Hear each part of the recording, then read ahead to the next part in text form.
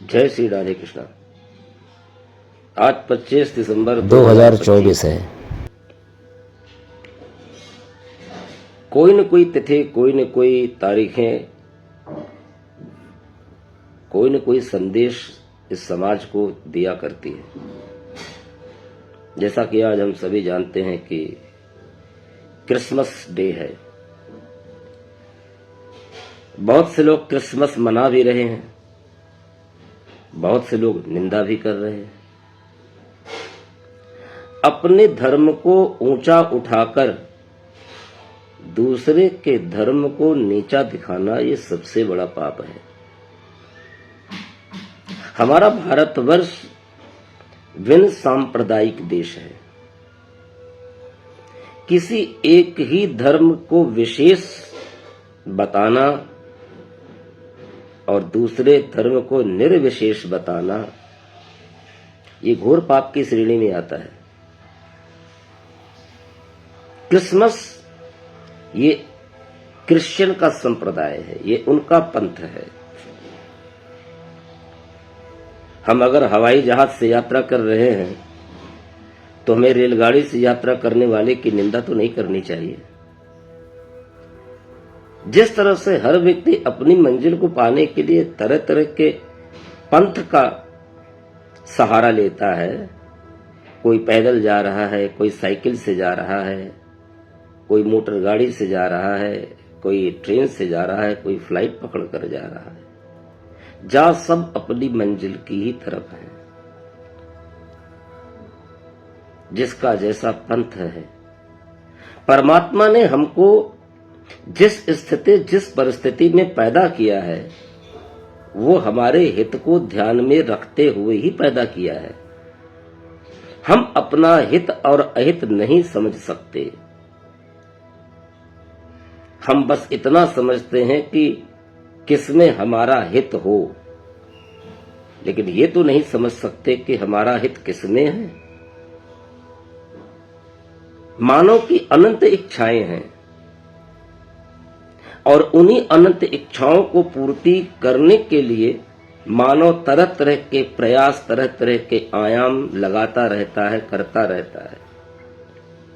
मानव का उद्देश्य है अपनी इच्छाओं की पूर्ति, लेकिन परमात्मा का उद्देश्य है कि उस इच्छाओं में तुम्हारा हित है या नहीं है।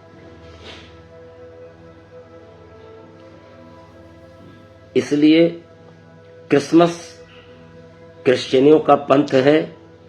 हम मनाएं या ना मनाएं, लेकिन उनके मनाने की निंदा भी न करें। अयम निजः परो वेति गणना लघु चेतसाम उदार चरितानाम वसुधैव कुटुंबकम। यहां पर सभी धर्मों की आस्था है, सभी धर्मों का आदर है, अनादर किसी का नहीं है। और दूसरी बात, कुछ लोग तुलसी पूजन मना रहे हैं, अच्छी बात है। तुलसी माँ है, तुलसी की पूजा हमें करनी चाहिए, लेकिन तुलसी की ही क्यों, अन्य वृक्षों की क्यों नहीं? प्रकृति की पूजा तो भगवान श्री कृष्ण ने गोवर्धन पूजा के माध्यम से लोगों को बताया। गोवर्धन की पूजा, गोवर्धन माने गौ, गोवर्धन माने ज्ञान, गोवर्धन माने प्रकृति, गोवर्धन गो के कई अर्थ हैं।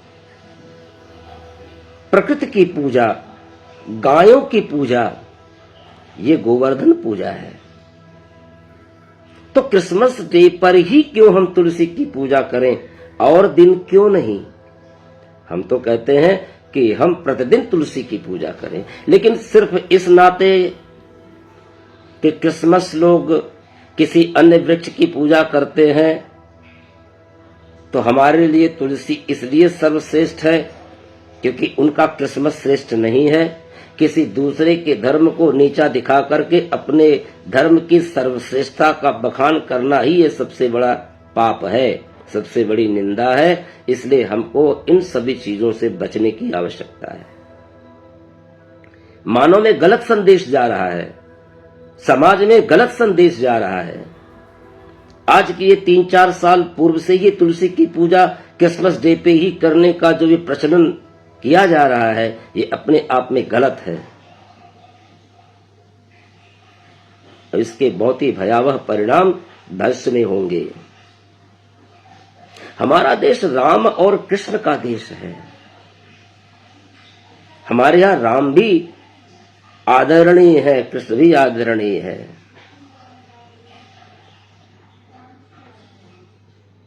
इसलिए राम और कृष्ण राम धर्म का प्रतीक हैं।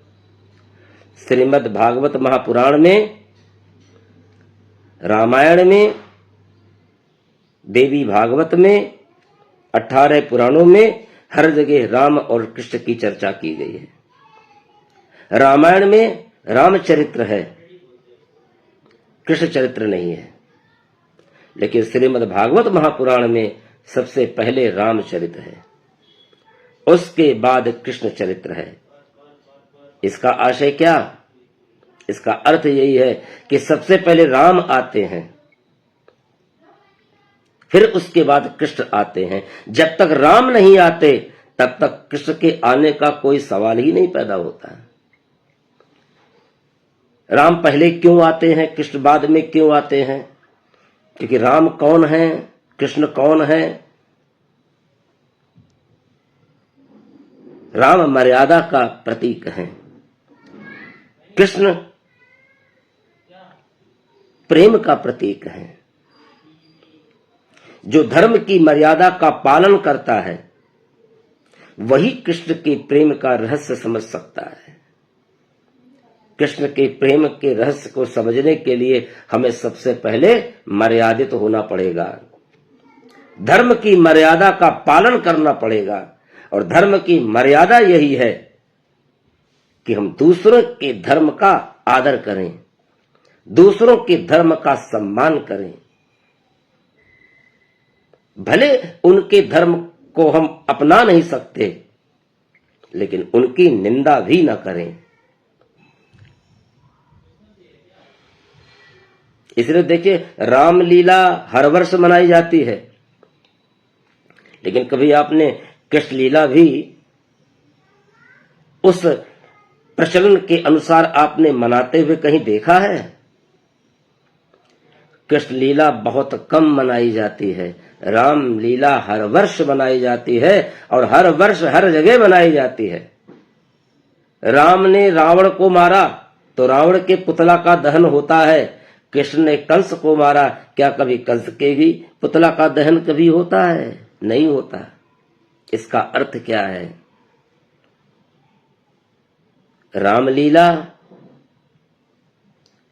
और कृष्ण लीला, रामलीला दिव्य है, निर्दोष है,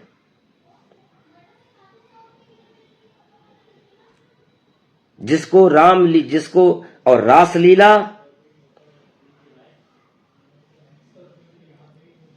ये चिंतनीय है।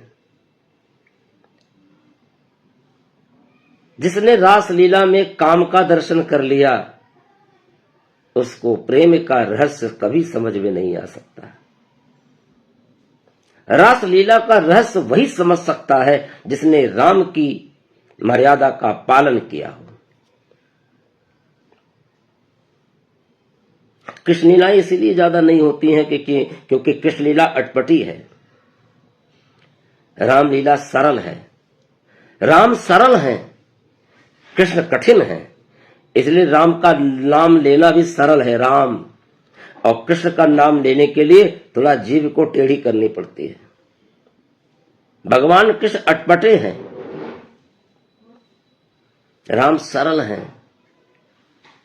राम धर्म का प्रतीक है, कृष्ण प्रेम का प्रतीक है। इसका अर्थ यही है कि प्रेम को समझने के लिए हमें सबसे पहले धर्म का पालन करना होगा।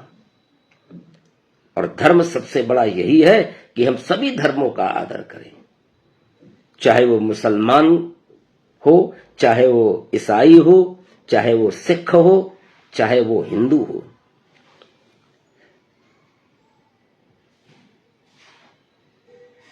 कृष्ण लीला चिंतनीय है, रामलीला अनुकरणीय है। इसीलिए जगह जगह रामलीला होती है, कृष्ण लीला नहीं।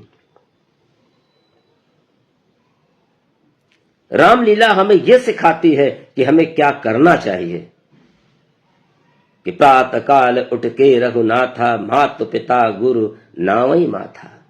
ये राम लीला सिखाती है। और कृष्ण लीला हमें यह सिखाती है कि क्या नहीं करना चाहिए।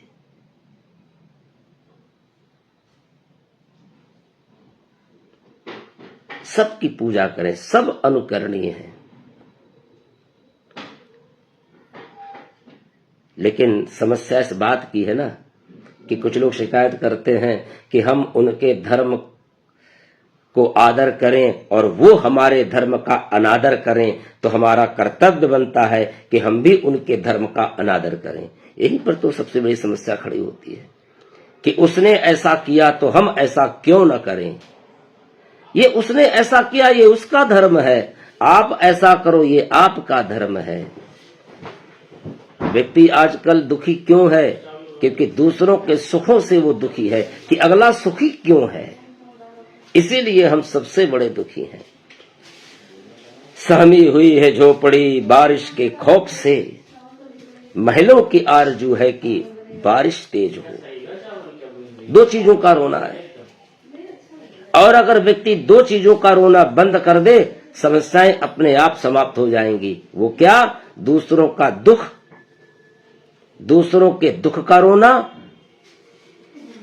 दो चीजों का दुख, अपने दुख का रोना और दूसरों के सुख का रोना। हम सबसे बड़े दुखी हैं, अगला हमसे ज्यादा सुखी है। यही रोना जिस दिन व्यक्ति बंद कर देगा, जिंदगी अपने आप आसान हो जाएगी। जय श्री राधे कृष्णा।